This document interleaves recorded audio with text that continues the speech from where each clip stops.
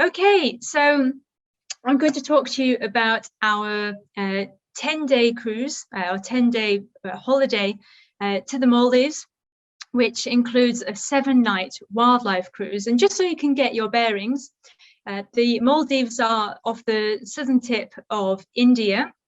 And I've got a map right here, but you can't really see them very clearly unless you look at the map which I have on the right-hand side here. And there are a long stretch of islands going over 500 miles north to south and 80 miles east to west. And we start our holiday by flying into Mali, which is almost half the way down the archipelago. If you can just see that pink font there. I'll just zoom in so you can see that a little bit more clearly. So this is where we fly into after a change in Dubai with Emirates, although you can fly directly via BA. You might just need to go out a day early depending on the schedule.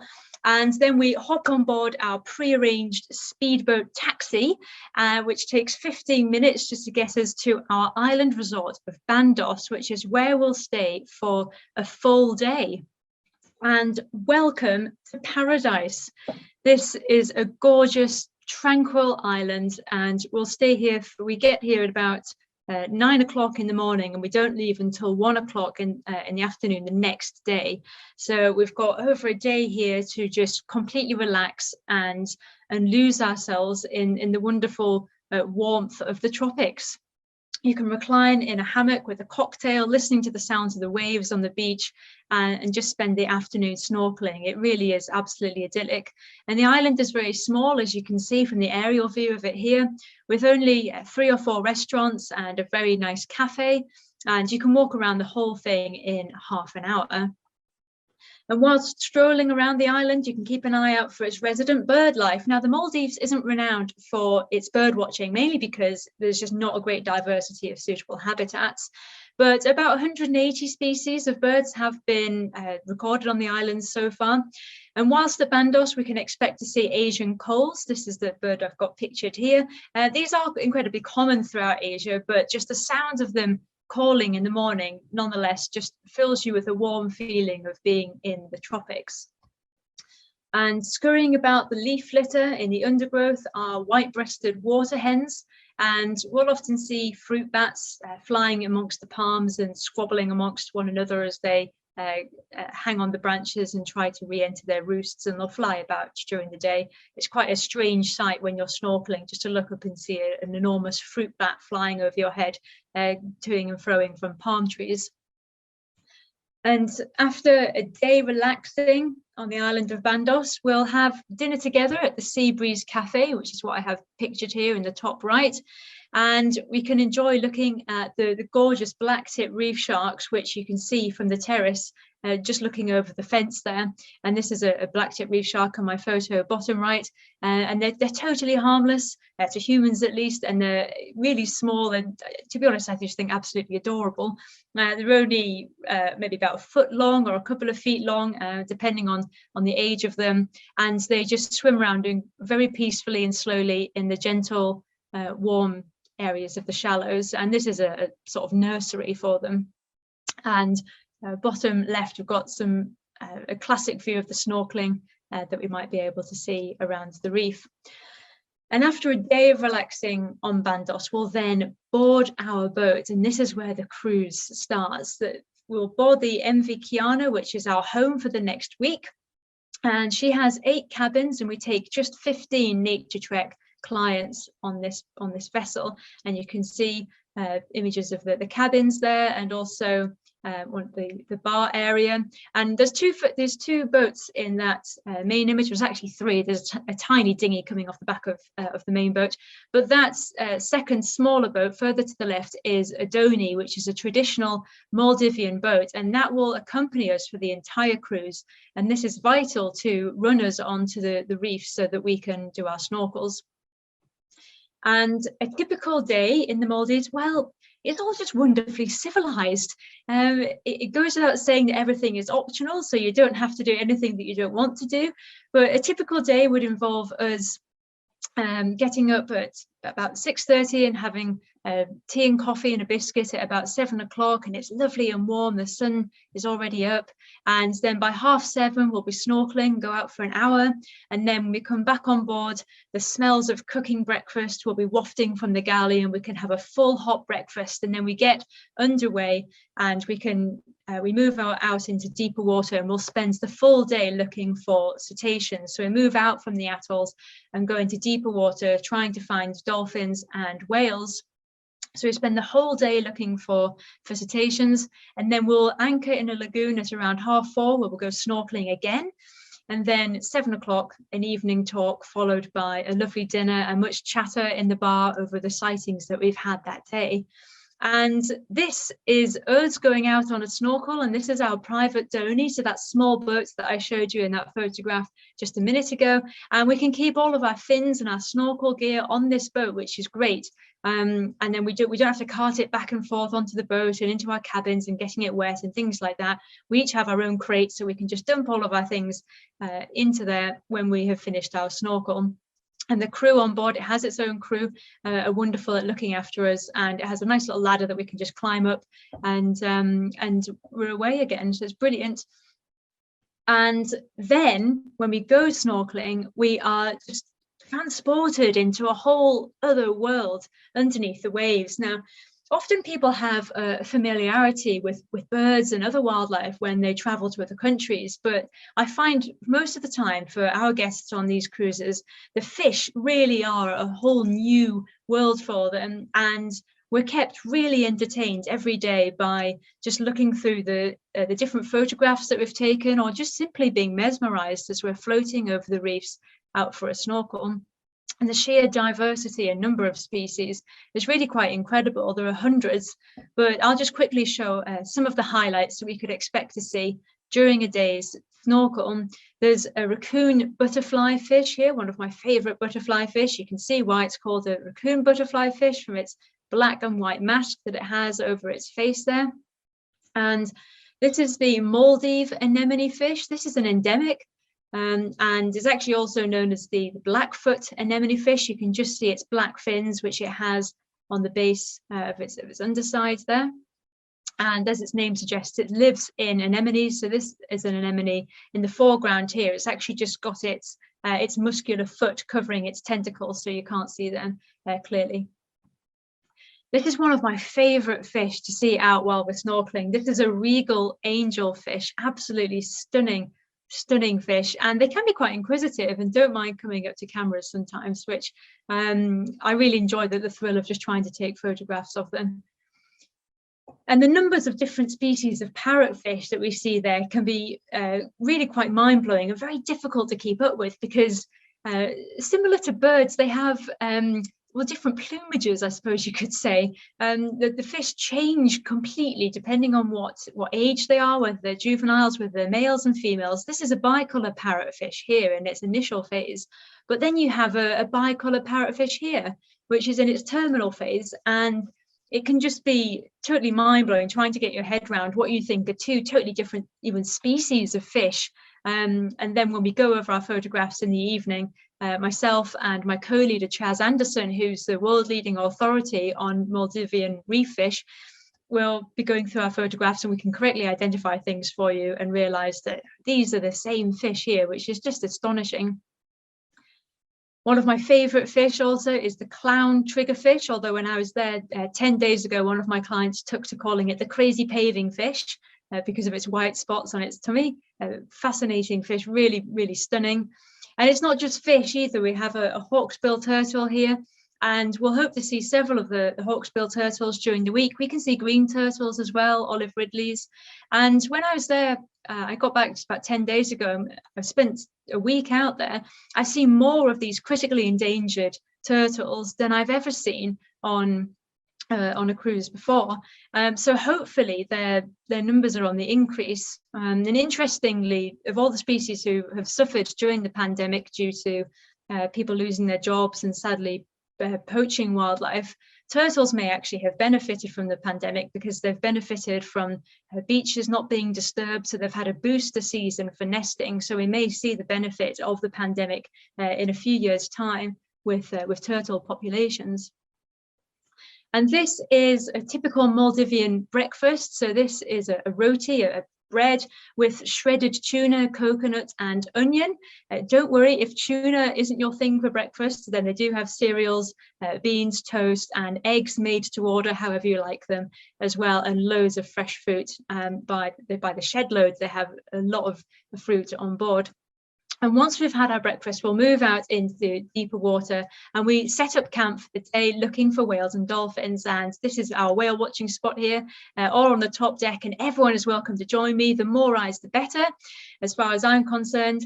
And by far, the most numerous dolphin in the Maldives is the spinner dolphin. Now, their scientific name is Stenella longirostris. So longirostris, long rostrum, long beak, because you see they have a very long beak, and it has to be a long beak because they've got 200 teeth to fit in there for catching fish. Now, there are tens of thousands, possibly hundreds of thousands of these dolphins in the Maldives, and they're called spinners, funnily enough, because they spin. Now, all dolphins can leap up in the air and they can do a little twist, but spinner dolphins can do full 360-degree rotations 6, 7, or even 8 times out of the water in one leap. So they leap up and spin around doing 8 rotations before splashing back down again. And they're what I call a very crowd-pleasing dolphin. You know, they will bound on over to our boat and leap up out of the water and put on a really good show, and they quite like to show off for us.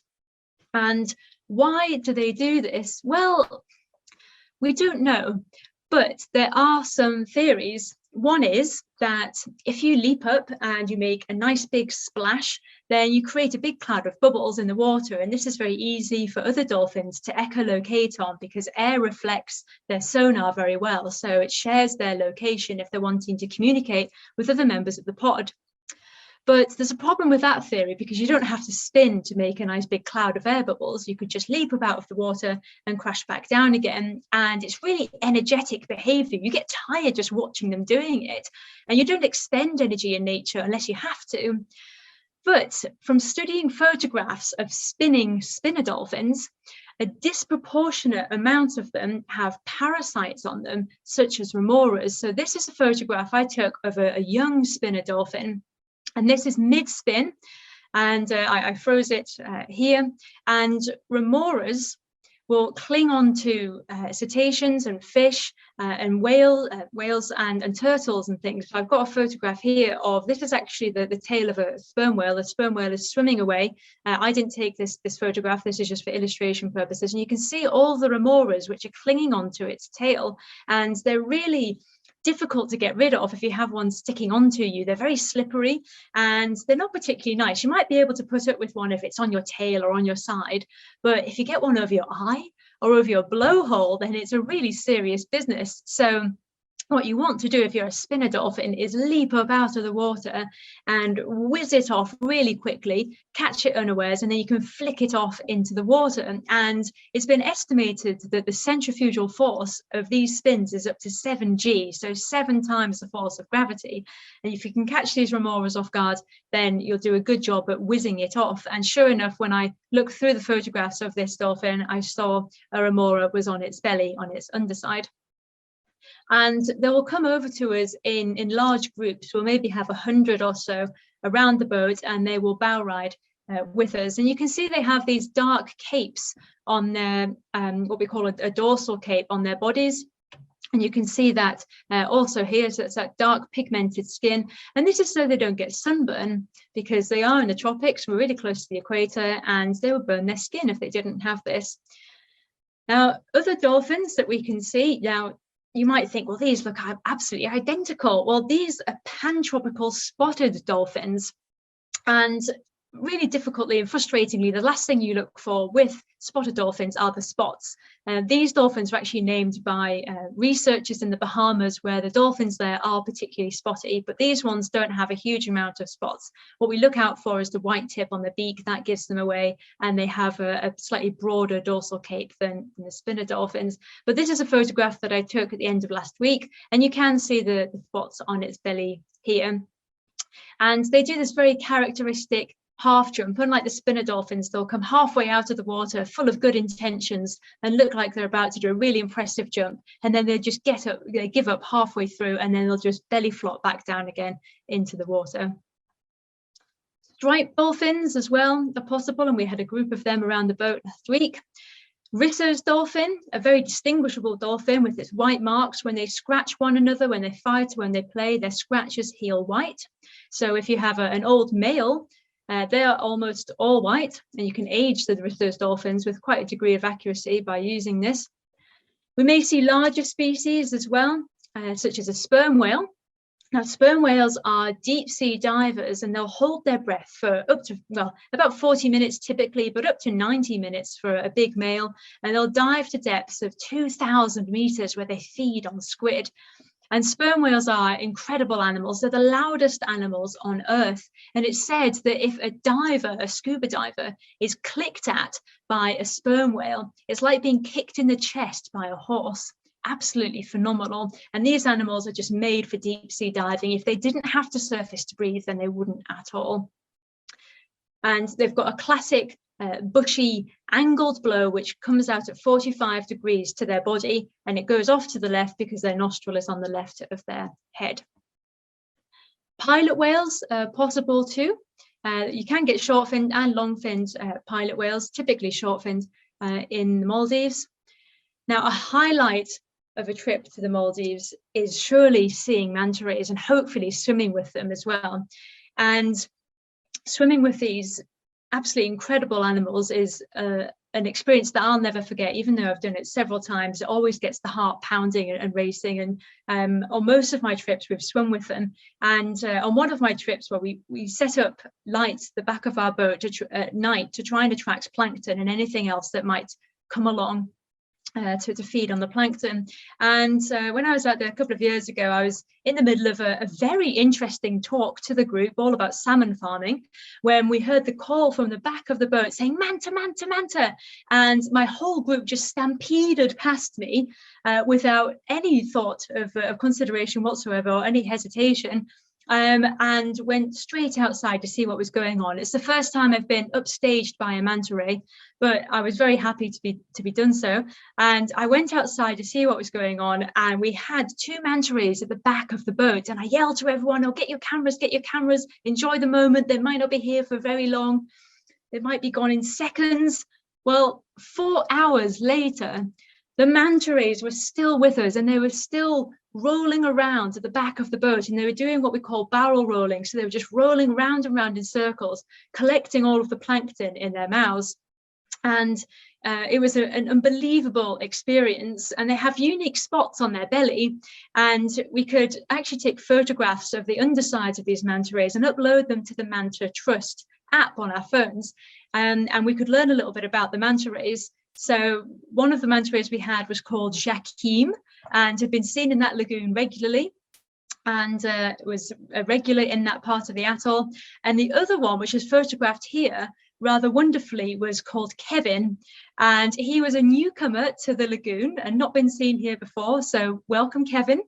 But being able to do this just adds a wonderful extra dimension to our understanding of the wildlife around us, and I'll never forget that evening. Absolutely incredible.